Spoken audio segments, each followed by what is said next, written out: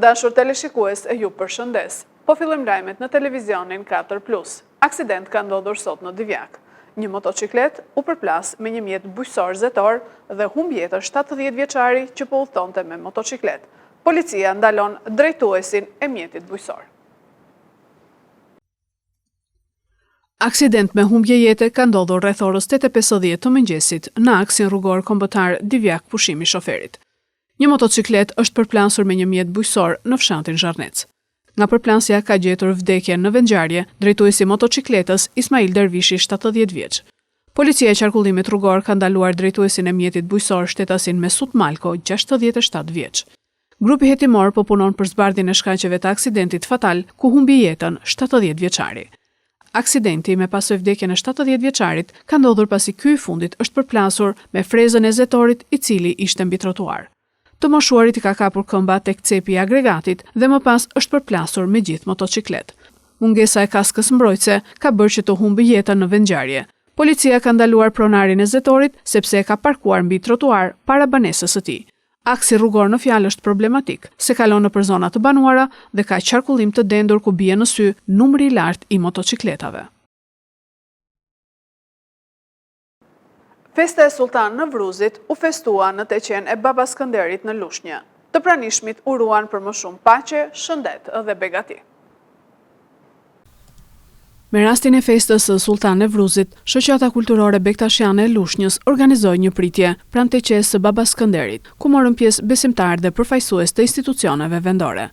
Në këtë aktivitet ishte pranishme edhe kryetaria e bashkisë Eriselda Sefa, e shoqëruar nga nënkryetaria Maldrita Bardho.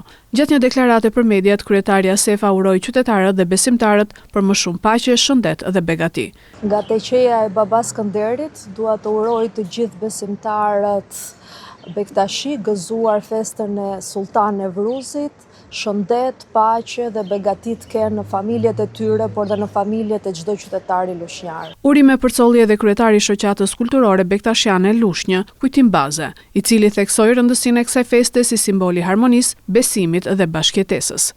Në emër të shoqatës kulturore bektashiane, falenderojmë gjithë dhe urojmë gjithë besimtarët bektashian, qytetarët e Lushnjës dhe gjithë shqiptarët kudo që ndodhen. Këtë është një ditë simbolike për ne, sepse simbolizon lindjen e Imam Aliut, simbolizon çeljen e ditës së re, simbolizon jetën dhe natyrën. Duke uruar mbarësi, jetë dhe shëndet në të gjitha familjet tona dhe në të gjithë familjet e shqiptarëve. Mbarësi kudo që jemi. Falenderojmë edhe kryetarin e bashkisë, nënkryetaren, po sidomos Memin dhe Zanën për mikpritjen që treguan në këtë ditë të shënuar për gjithë bektashianët kudo ndodhen anë mban botës. Duke uruar për një paqe, harmoni dhe një lumturi mbar kombëtare, sepse siç e dini, sot ndodhemi në një situatë të vështirë. Dhe nga kjo ditë ne urojmë që këto ditë vështira të kalojnë dhe paqja mizotroft në çdo familje. Aktiviteti u zhvillua në një atmosferë të ngrohtë dhe festive, duke mbledhur së bashku besimtarë dhe qytetarë në këtë ditë të shenjtë. Mallakastra festoi Sultan Nëvruzin me një qindra besimtarë në teqen e Baba Selmanit në Kapaj. Besimtarët u lutën për shëndet, paqe dhe mbarësi. Mallakastra, djepi i bektashizmit shqiptar, mirëpritet qindra besimtarë në teqen e Baba Selmanit në Kapaj, një ndër ditët më të rëndësishme të kalendarit të festë bektashiane. Pelegrin nga mbar vendi dhe emigrant të kthyer enkas ju drejtuan vendit të shenjtë për të marrë pjesë në ritet tradicionale dhe për të kërkuar bekim. Atmosfera ishte e mbushur me përkushtim, teksa besimtarët u lutën për shëndet, paqe e mbarësi, ndezën qërinj dhe qëndruan në heshtje në momente reflektimi. Më pas u zhvillua rituali kurbanit, traditë që simbolizon sakrificën, mirënjohjen dhe solidaritetin. Për shumë prej tyre kjo vizitë e përvitshme lidhet me besimin se vendet e shenjta sjellin fat dhe plotësim dëshirash.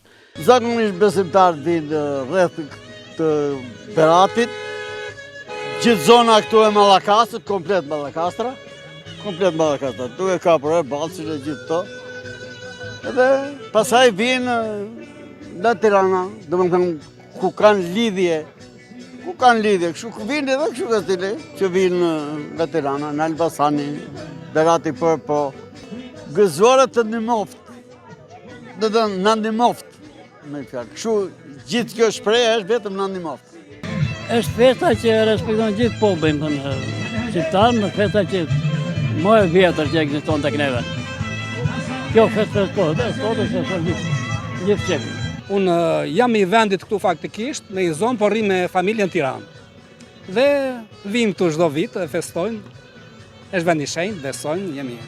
Besimtarët të kenë një paqe, një harmoni me njëri tjetrin, dashuri sa më shumë të kenë.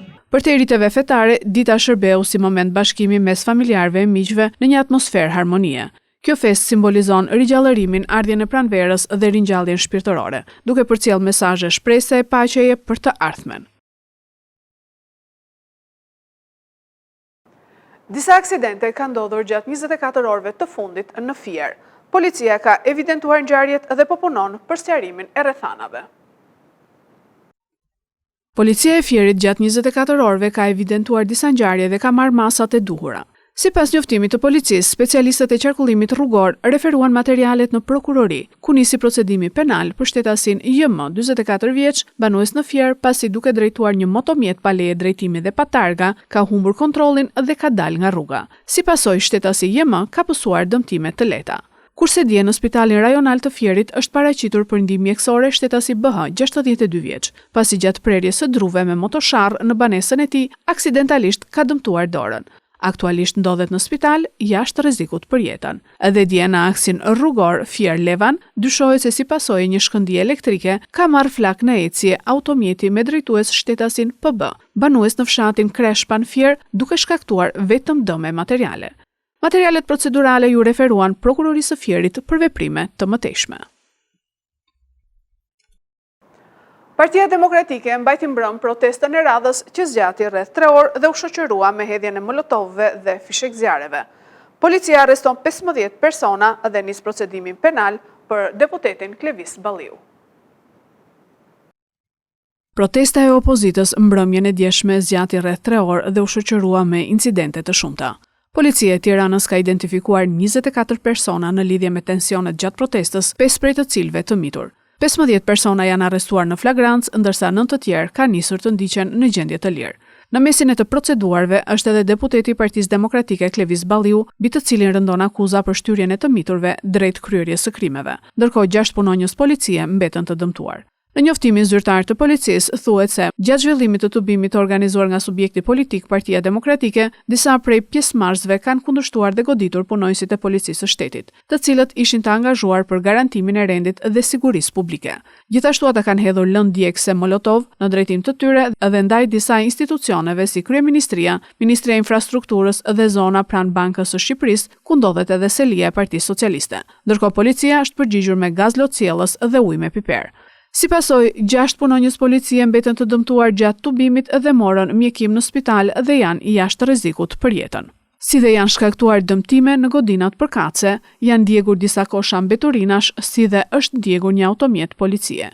Nuk kanë munguar edhe përplasjet fizike mes protestuesve edhe efektivëve, ndërsa në një moment kanë qenë deputetët e Partisë Demokratike Boçi, Noka dhe Mziu, ata që kanë patur edhe momente tensioni dhe kanë lëshuar akuza drejt policëve.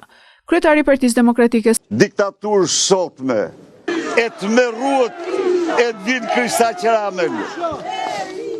Prandaj dhe ne le të zotohemi në këtë shesh, se nuk ka paq në këtë vend me ata të cilët kanë vjedhë dhe vjedhin si hiena pasurit publike të shqiptarve dhe pasurohen vetë. Këto është lajmet tona për sot. Lajmet i gjeni dhe në internet në website-in 4plusmedia.tv. Bashkë mirupafshim.